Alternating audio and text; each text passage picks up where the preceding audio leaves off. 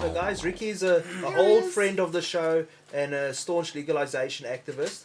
Good to see you, Ricky. Hey guys, how's it, man? Good, thanks to you. Great. Good to be here again. Yes. Always good Familiar to see face. Good. So Ricky, has there been anything interesting happening in the local hemp or Eastern Cape scene? Oh, buzz, I think it's been buzzing, excuse the pun, for quite a while, eh?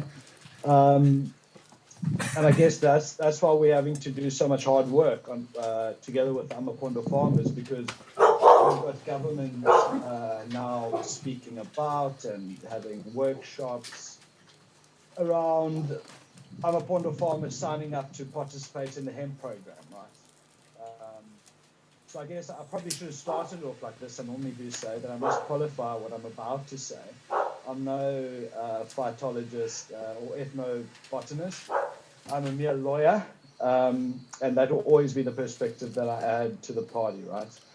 So perhaps where I could start, even Buzz, is where you ended off with that article, right? And I think that from a legal and regulatory point of view sums it up pretty much, right? The focus has been and continues to be around cannabinoids, individual chemical compounds, instead of around a plant.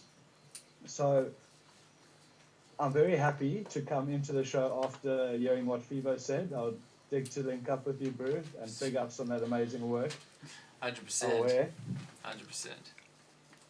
But hemp is not a plant, right? It's a word, or rather a phrase to describe the industrial use of cannabis and the industrial uses.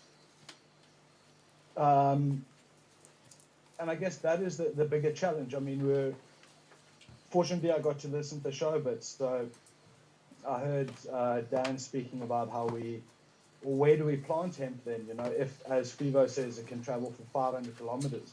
Modestly, in the submission we put together for the Umzimvubu Farmer Support Network on the Cannabis for Private Purposes Bill, we referred to a Spanish few articles there from the Spanish government issuing a warning to their nation for allergies for pollen coming from cannabis in Morocco, right? Now that's traveling across the Mediterranean Ocean, 26 miles or 40 kilometers.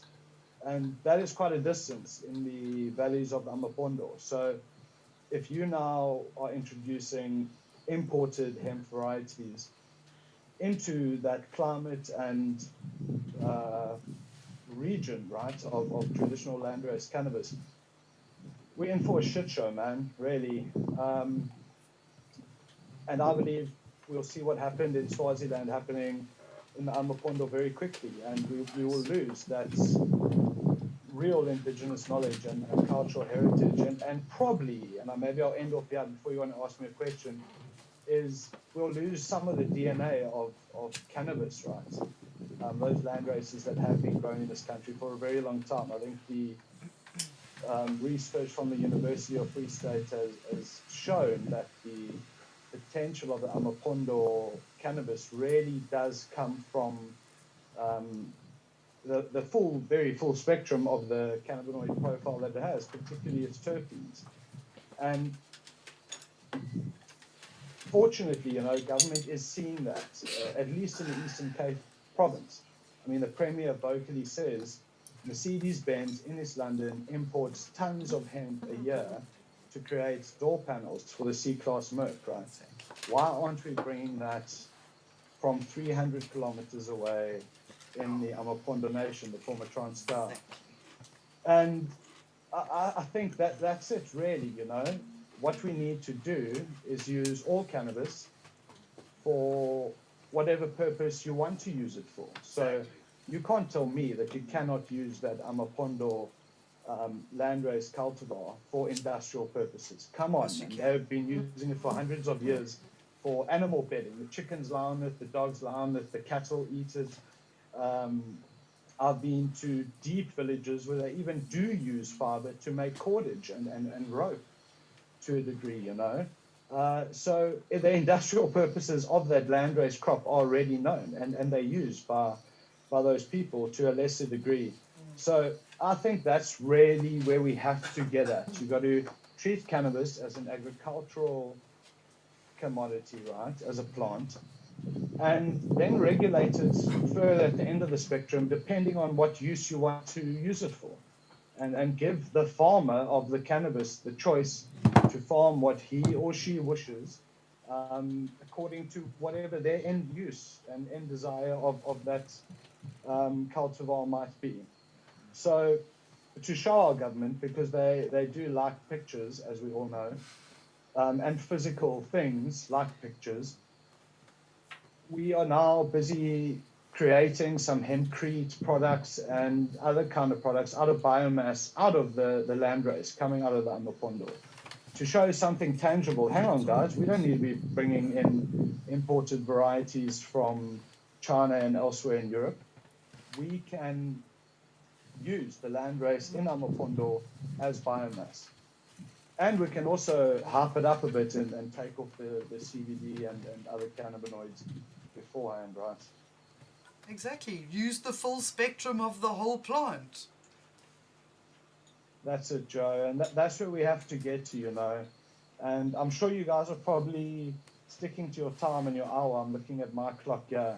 So I probably should close if you still want to do your other things. How much time do I have left, bud? As much time as I you can want. speak for hours about this. Well, Okay, let me try and make a point there before, because Joe's got an excellent comment here. Do you think that people are going to start fighting over the genetic property? So do you think that people are going to have rights to protect their genetics specifically?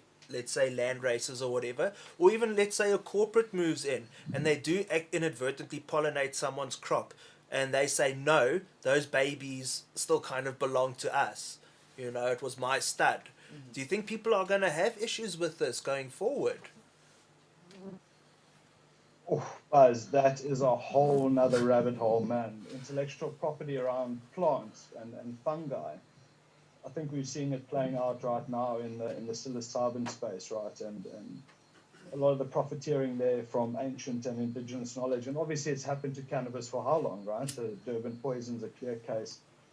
An example, how many Western and European companies have profited off of those very ancient heirloom genetics, and not, to my knowledge, 1 cent has ever flowed back to the holders of that knowledge, right?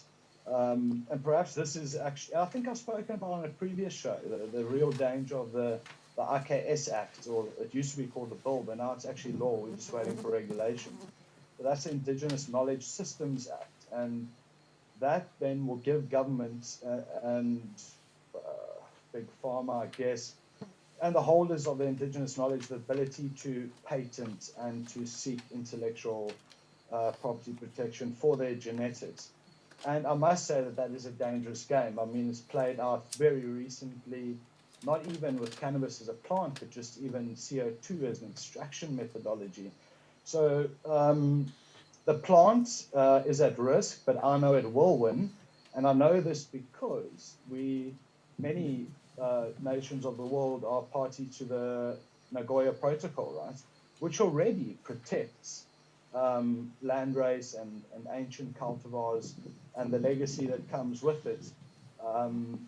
Because if you can show that for more than 30 years, this has belonged there, much like Parma ham can only be called Parma ham when it comes from Parma, and Champagne if it comes from Champagne in France, right? That already actually is protected in law. So part of 2021 for me is to pursue that through the international channels, because we often speak, and there's lots of talk in South Africa, of course there is, around cannabis, and the government, for years now, they've been saying State of the Nation addresses and premiers going on, but there's so much talk and no action. But we find that you can get action if you speak in the international sphere and invoke then even the international law. If you're in breach of international law, then you can be rained down upon.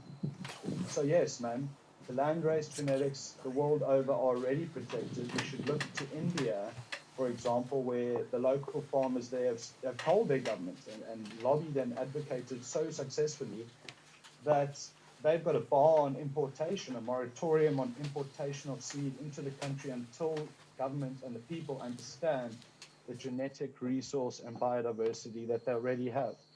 And that's where we need to get to in South Africa. And I can promise you we will get there soon. So we've got a good comment on Facebook from Denzel. He says hemp seeds should be guaranteed female seeds.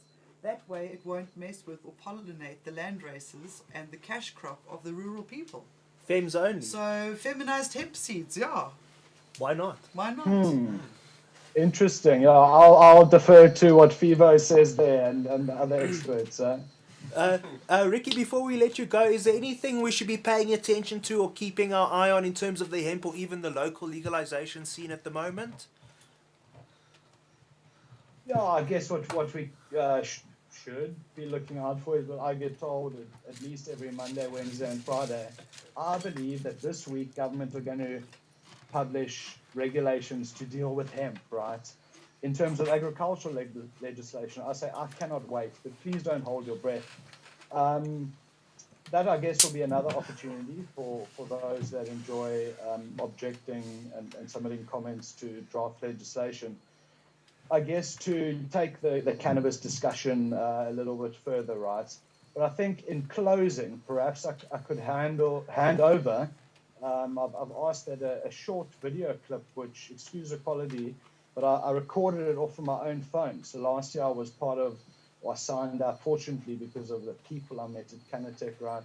A free ticket to Global Hemp Day, which is a 2-day conference organized by ArcView Group, which Steve D'Angelo, one of the greatest activists in my view, founded, right? And I've always accepted what Steve says to be the truth, right? And I know that Captain Green, the late Julian Stobbs, had a lot of respect for Steve, right? And indeed, the night before he passed, Steve was on the show. Yes. So I would like us to take a moment and listen to what Steve D'Angelo had to say at the end of 15 hours of speak about hemp. Every single expert, botanist, ethnobotanist, phytologist, historian, businessman from Canada to Israel to Australia, and a few in between, right? What he had to say as his closing statement, for me, sums it up, and that's where I would like to leave it. And then we can continue this debate elsewhere in South Africa, and particularly through the courts if need be, because that's where we'll resort. But at the end of the day, cannabis is a plant. You can use industrial uses of it, medicinal uses, adult use, spiritual use, cultural use. There's so many uses. We need to treat cannabis as a crop and then regulate it at the end of the spectrum. And obviously, wherever it fits in, it will be regulated differently if it needs to be regulated at all. So thanks, guys, for having me on the show. It's always a privilege. I try to find some super books so I could have one tonight. Cheers. Those always made me feel like I was there on the couch, not the couch anymore. I look forward to being there in the studio in person. Yes. But yeah, guys, sending lots of love from the Eastern Cape. Thanks for having me. And I'll tune back into the show and watch Steve's clip with the rest of you. Cool, man. Blaze one for Jules, dude. Stay low. Forever. Always, brother, every night. Jules Mosaic cookies are going so well. Cheers, guys.